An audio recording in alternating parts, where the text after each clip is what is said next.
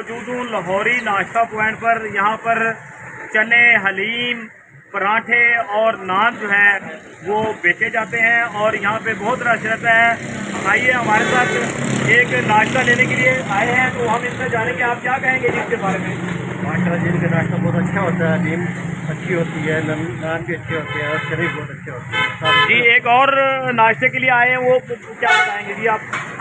ان کا حلیم ناشتہ بہت اچھا ہے اور پراٹھے بالکل صاف ستھرا ماحول ہے اور ہم لینے کے لیے. اور یہ ناشتہ پوائنٹ کے مالک جو ہے یہ ان سے جانیں گے. آپ کیا بتائیں گے جی؟ ناشتہ آپ کیا کیا چیزیں بناتے ہیں یہاں پہ، کیا استعمال کرتے ہیں؟ چنے ہے، پائے ہے، حلیم ہے، روٹی، پراٹھا، نان.